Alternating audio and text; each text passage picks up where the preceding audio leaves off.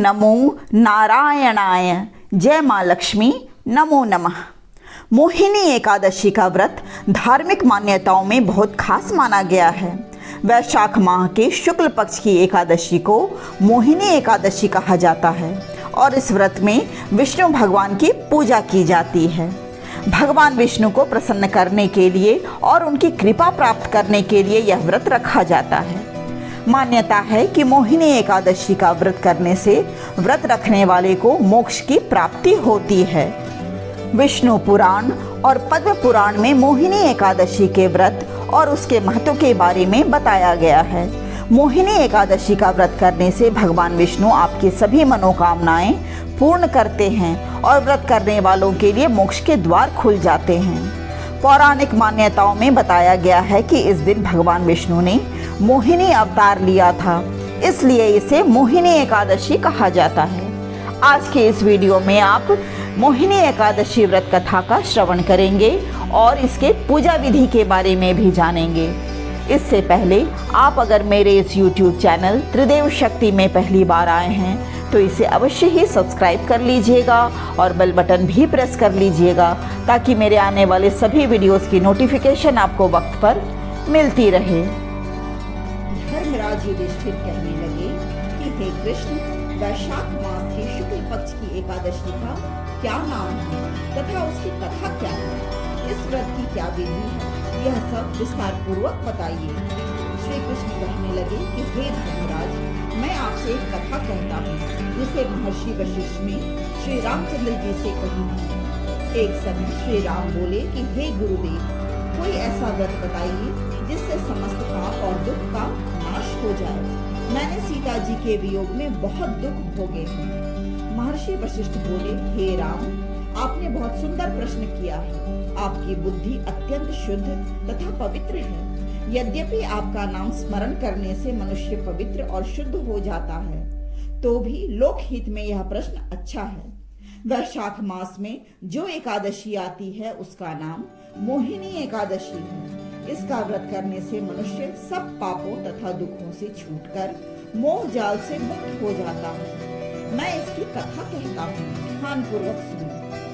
सरस्वती नदी के तट पर भद्रावती नाम की एक नगरी में द्युतिमान नामक चंद्रवंशी राजा राज करता था। वहाँ धन धान्य से संपन्न वो पुण्यवान धनपाल नामक वैश्य भी रहता था। वह अत्यंत धर्मालु और विष्णु भक्त था। उसने नगर में अनेक भोजनालय, प्याऊ, कुएं, सरोवर, धर्मशाला आदि बनवाए थे। सड़कों पर आम, जामुन, नीम आदि के अनेक वृक्ष भी लगवाए थे। उनके 5 पुत्र थे, सुमना, सद्बुद्धि, मेधावी, सुकृति और धृष्ट बुद्धि। इनमें से 5वां पुत्र धृष्ट बुद्धि महापापी था। वह पितर आदि को नहीं मानता था। वह वैश्या, दुराचारी, मनुष्यों की संगति में रहकर जुआ खेलता और पर स्त्री के साथ भोग विलास करता था, मद्य मांस का सेवन करता था। इसी प्रकार अनेक कुकर्मों से वह पिता के धन को नष्ट करता रहता था। इन्हीं कारणों से त्रस्त होकर पिता ने उसे घर से निकाल दिया था।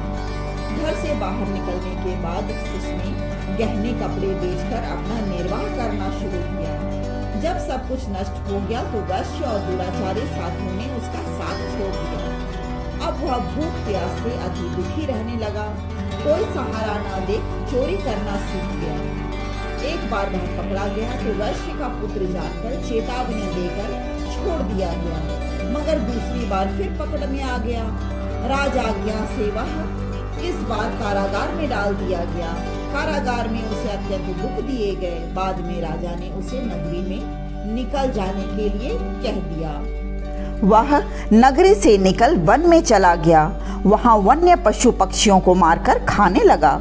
कुछ समय पश्चात वह बहेलिया बन गया और धनुष बाण लेकर पशु पक्षियों को मार मार कर खाने लगा। एक दिन भूख प्यास से व्यथित होकर वह खाने की तलाश में घूमता हुआ कौंडल्य ऋषि के आश्रम में पहुंच गया। उस समय वैशाख मास था और ऋषि गंगा स्नान कर आ रहे थे। उसके भीगे वस्त्रों के छींटे उस पर पड़ने से उसे कुछ सद्बुद्धि प्राप्त हुई।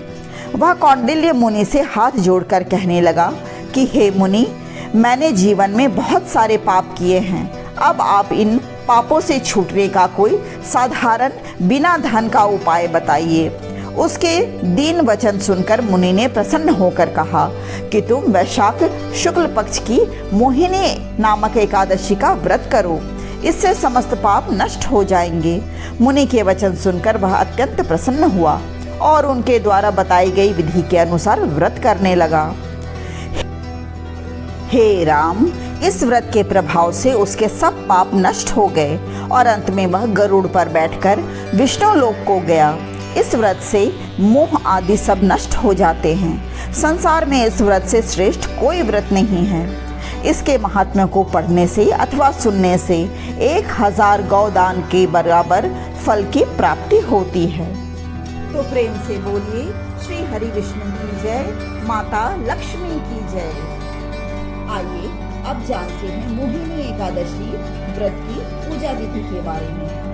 इस दिन समस्त कामनाओं तथा सिद्धियों के दाता भगवान श्री विष्णु की पूजा अर्चना करनी चाहिए। रोली, मौली, पीले चंदन, अक्षत, पीले पुष्प, ऋतुफल, मिष्टान आदि अर्पित कर धूप दीप से श्री हरि की आरती उतारकर दीप दान करना चाहिए।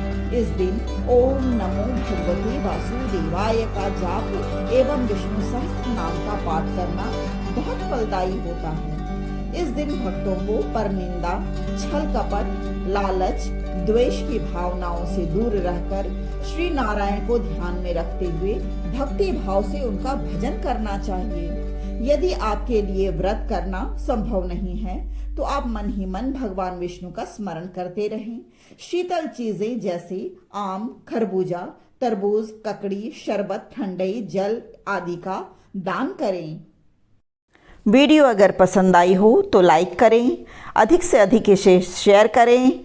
चैनल पर पहली बार आए हैं तो इसे अवश्य ही सब्सक्राइब कर लें और बेल बटन भी प्रेस कर लें ताकि मेरे आने वाले सभी वीडियोस की नोटिफिकेशन आपको वक्त पर मिलती रहे। कमेंट में जाकर जय हरि विष्णु और जय माँ लक्ष्मी ज़रूर लिखें।